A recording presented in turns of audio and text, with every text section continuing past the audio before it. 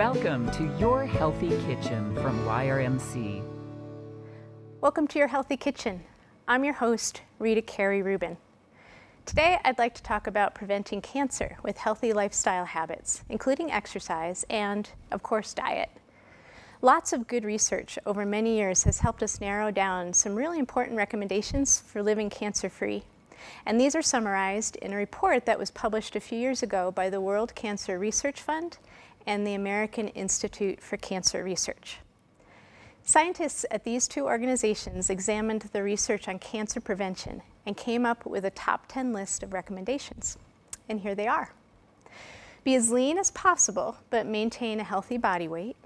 Be as physically active as you can and make physical activity part of your everyday life. Cut back on eating foods that contain a lot of calories, especially those that are high in fat and sugar. Reduce your intake of red meat and avoid eating processed meat, so things like lunch meats and sausage and things. Limit your consumption of alcohol. Reduce your intake of salt and avoid eating moldy breads and grains. Get your nutrients from nutritious foods first and use nutritional supplements only when needed and with some professional guidance. Breastfeed your babies. And if you're a cancer survivor, follow the same guidelines as for cancer prevention. And number 10 is eat a plant-based diet. If you'd like to learn more, a link to this report is available at yrmc.org. Just click on Health Connect and follow the link to Your Healthy Kitchen. So as you can see, there really are a lot of things we can do each day to protect ourselves and our families from cancer, including eating delicious meals that include a lot of healthy plant-based foods. And there are plenty of healthy plant foods out there, but a few really stand out as powerful allies against cancer. The cruciferous vegetables, which include broccoli, bok choy, mustard greens, cauliflower, kale, collard greens, radishes, kohlrabi, Brussels sprouts, cabbage, turnips, and arugula, contain a really big bunch of anti-cancer nutrients, including antioxidants and an important phytochemical called sulforaphane. And out of all those cruciferous veggies, broccoli has probably been studied the most for its effects against cancer, especially breast cancer. In fact, studies show that sulforaphane from broccoli is quickly absorbed from the digestive tract, and much of that protective chemical travels to breast tissue, where it's been shown to block the growth of breast cancer cells. So even though broccoli is really a nutritional superfood, its nutrients are actually a bit fragile. So boiling or microwaving broccoli will reduce the nutrients available to you by quite a bit. Too much time spent in shipping and storage will also destroy those important cancer-fighting nutrients. So in the store, look for broccoli that is really green and sturdy, and avoid any that is yellowed or wilted. But better yet, buy broccoli when it's super fresh at the Prescott Farmers Market, or grow your own. Just make sure to eat it within a few days of buying or picking it to get the most nutrients. Okay, so let's cook some broccoli. So we are going to make a basil with broccoli recipe that comes from another one of Rebecca Katz's cookbooks. This is called The Cancer Fighting Kitchen. It's a wonderful cookbook filled with delicious recipes and some great information on eating to prevent cancer. So to make the recipe, it's really very simple. We'll start with a stalk of broccoli, and I like to use the whole broccoli. So we're going to peel the stem just by using a vegetable peeler. Get that tough outer skin off of there. Make a little mess in the meantime. And then we'll cut the end of the broccoli stalk off because that gets kind of tough and woody. And then just cut that stem into, I don't know, 1/4 inch or so coins. And then when you get up to the florets, just cut or break them into bite-sized pieces. And then we will steam the broccoli just for about 3 or 4 minutes until it gets to that tender, crisp stage.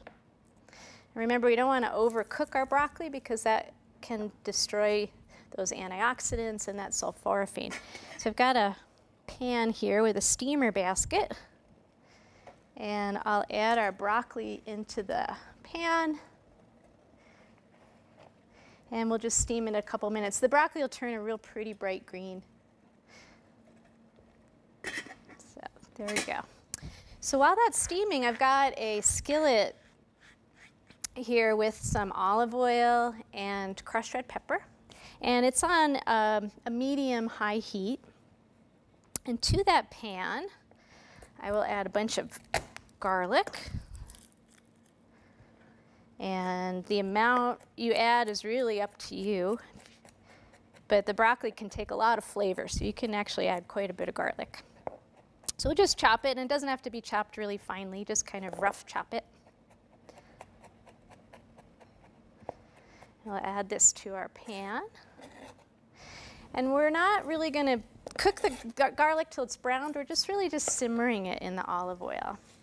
And you want to simmer it just until you start to smell that garlic, and be about 30 seconds or a minute. I'll just throw a little salt in there. And while that's simmering, you can also grate a little bit of turmeric into this dish. So this is fresh turmeric. It looks like ginger, but it's has a very orange color. You can also use dried turmeric if you'd like. And turmeric also has some really powerful anti-cancer properties as well. It has a very peppery taste. So if you want to try this recipe without the turmeric first and then try to add it later on, that's fine. But if you want to use it, simply take your grater and just grate a little bit into that olive oil and garlic as it's cooking. You can see this is amazing bright orange color. And I just used a little bit. So, and I'm starting to smell that garlic. So I am going to add some cherry tomatoes that are just cut in half.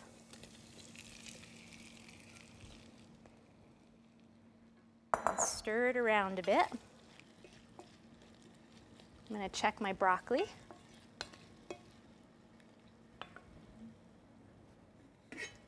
Oh, that looks great. Beautiful green color.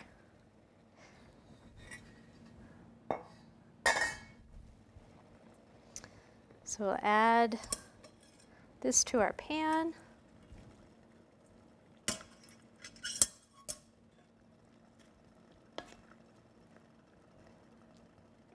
And then while that's heating up, I'll grate a lemon. So that nice lemon zest really brightens up the flavors of foods and goes really well with broccoli. So I've got a nice big lemon, and I'll zest the whole thing.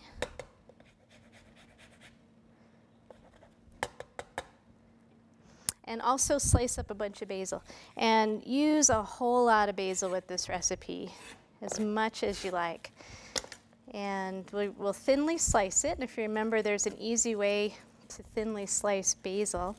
Just pile those leaves on top of each other, and you can roll them up a little bit. And then use your knife to just slice through that pile of leaves. Nice and thin.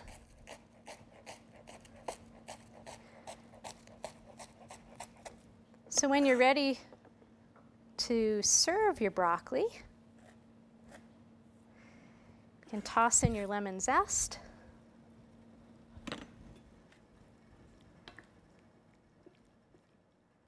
And your basil.